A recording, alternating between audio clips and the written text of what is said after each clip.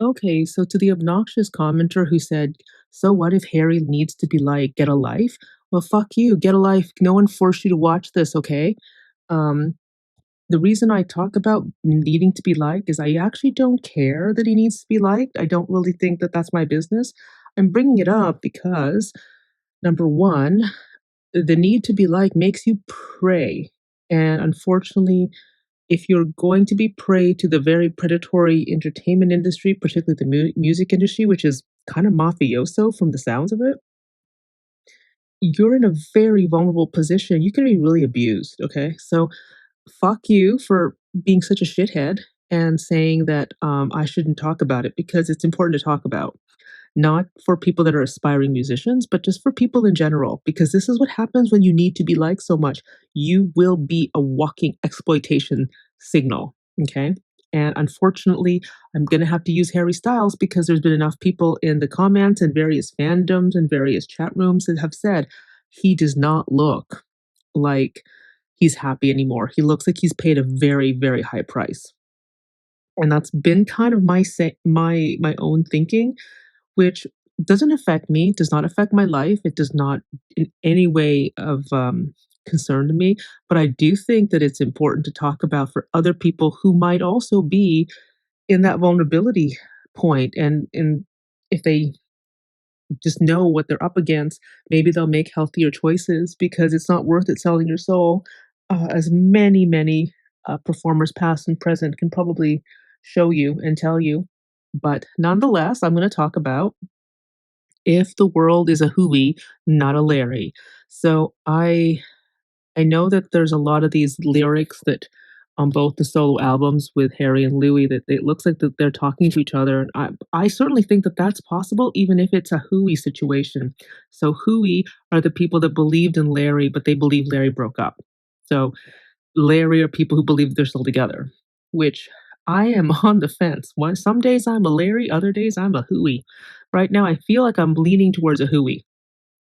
And so where I stand is if it's a Hooey, if the Hooeys are right, what is likely happening is that's probably the only way they can talk to each other is kind of indirectly because maybe it is too hard to talk to each other. There were rumors that apparently at the funeral of Liam Payne that they avoided each other, but I don't know. We were not there.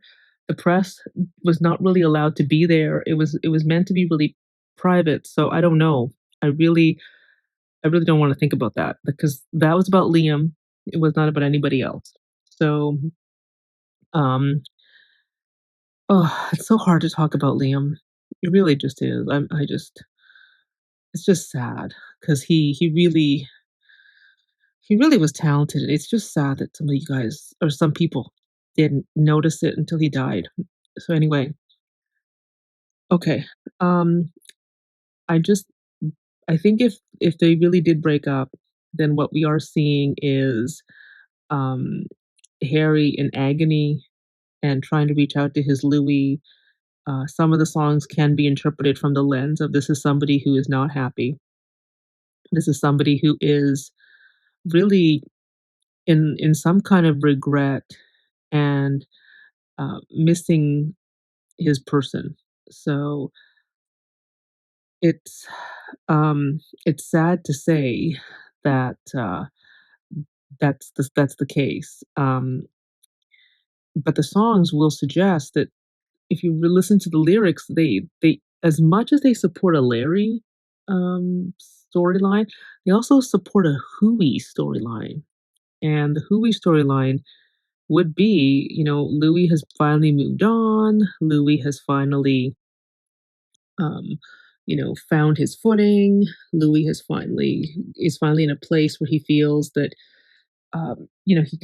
he can feel more comfortable with kind of where he's going, his trajectory. He's earned some confidence and faith in himself, and he's got a really loyal fandom. So certainly, I can see that regardless of whether it's a Larry or Hooey situation. I do think that what we are also seeing is if it's a Hooey situation, Harry wanting to win Louis back, processing his feelings about losing Louis. And as Louis seems to still have the light in his eyes, Harry no longer does. which is where the people pleasing concerns me because, it's like the price you feel you had to pay, the price that you paid because you were in a state of mind that was kind of reactionary. And the need to please people is a very scary path because there are people who will exploit that to the point that you don't know yourself anymore, to the point that there are no boundaries.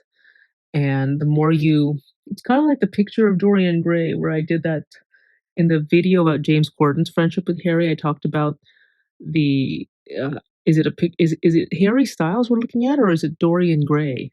Because sometimes I look at Harry Styles, I think, am I looking at Dorian Gray?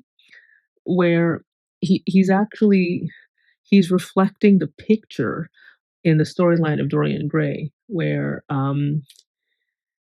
the if you look at pictures of him over the years, the picture degrades the way that Dorian Gray's portrait degraded.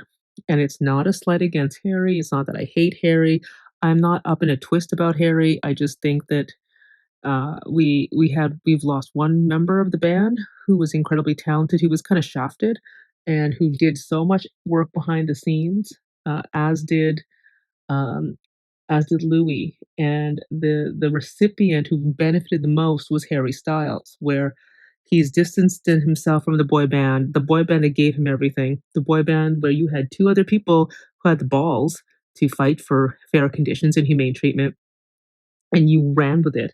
You've benefited from it. You have a current contract that does not restrict you the way Psycho did, and yet you wanna diss on your old bandmates, and you've been disingenuous, you've been uncharitable, and you kiboshed, Liam's tribute, which is really telling because Girls Aloud got back together temporarily to, honor, their fallen bandmate Sarah. You saw when Stephen Gately died, the remaining members of Boyzone did the same thing.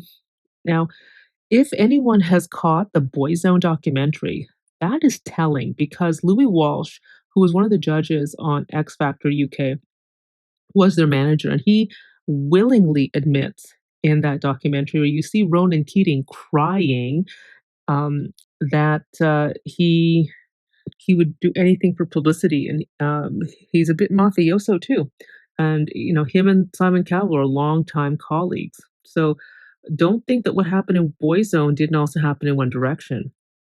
And also similar to One Direction, in Boyzone, the the lead singer apparently was supposed to be Mikey Graham.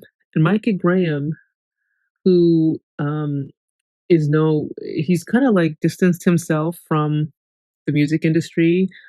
People were, like, talking about how Boyzone reunited, or the remaining members of Boyzone reunited, and were, minus Mikey Graham, who has not spoken to Ronan Keating in a long time, apparently, according to the Daily Mail. But I can see that. I can see how Mikey Graham had not spoken to his bandmates because I think there were things that went on that probably haven't been talked about even in the documentary.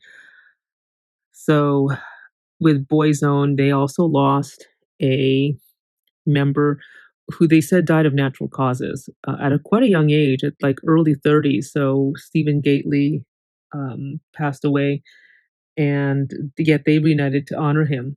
Now, I'm on a tangent, I know, but Boyzone, it was initially Micah Graham, who was supposed to be lead singer, much like Liam, and then it got replaced by Ronan Keating. Ronan Keating, who was kind of like the Harry Styles of his heyday, right?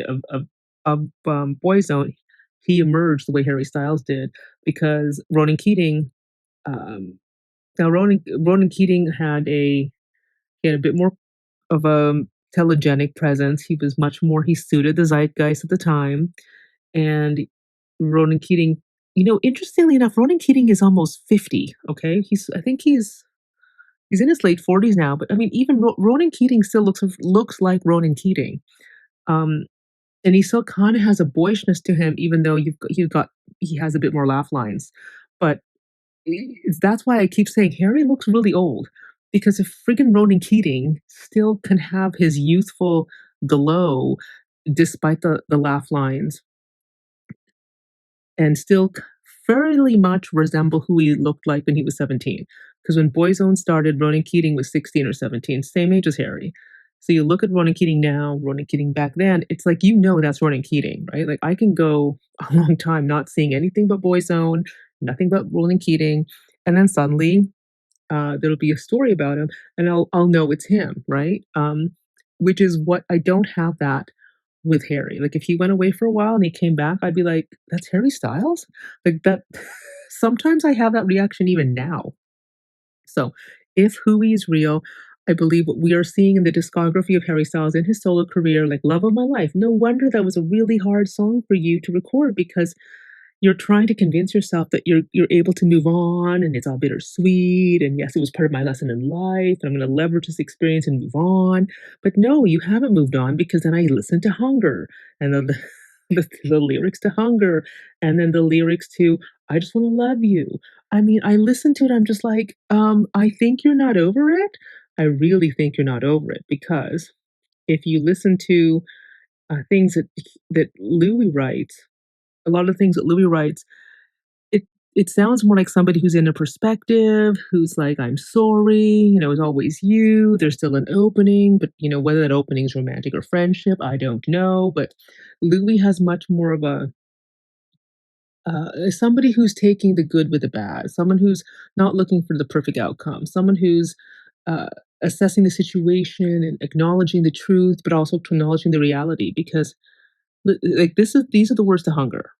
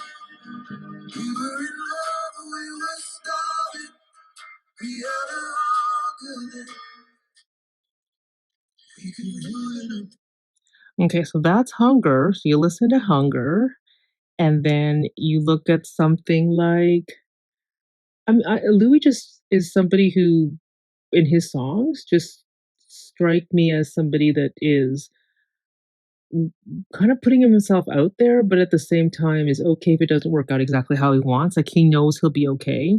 Um, so if you look at you look at hunger, and then you look at what is a good Tomo song here? So they are talking to each other, but one's just still more depressed about it. Oh, okay. Okay.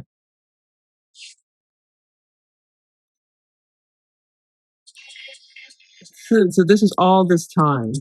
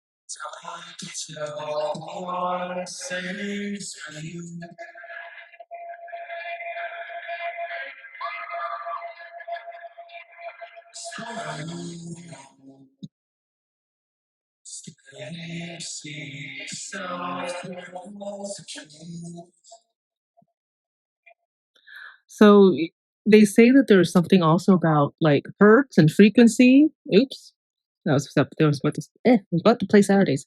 So there's something about frequency, and if you look at the frequency of like Louis song, it's much more light. It's like the kind of thing that would put you in kind of a mood, right? Like it's like uplifting, kind of a booster, right? And then some of the melancholy like Harry songs are kind of they're like melancholy and they drag you down. Like they not in a bad way, but they would just make you like emotional.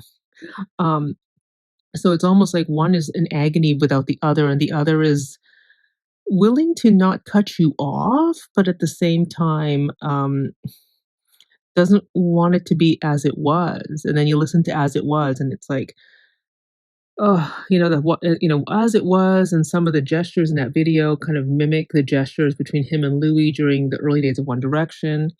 And then if you look at the pictures of um, if you look at the pictures of like uh, where was I going with this? Um, oh, got a brain fart.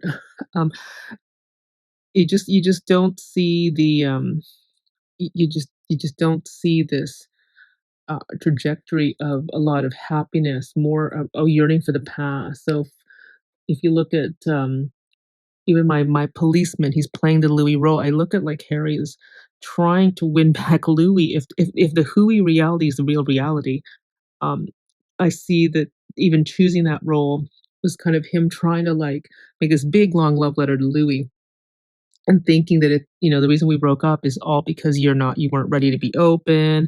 Then he writes golden. I hope one day you'll be open. I know you're afraid because I'm so open. All this stuff. And I think he's only halfway right. I think it's not so much that Louis is not wanting to be out there.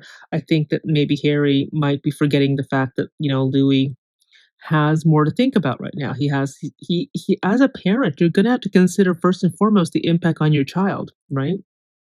And unfortunately, that it's hard to fathom when you're not a parent.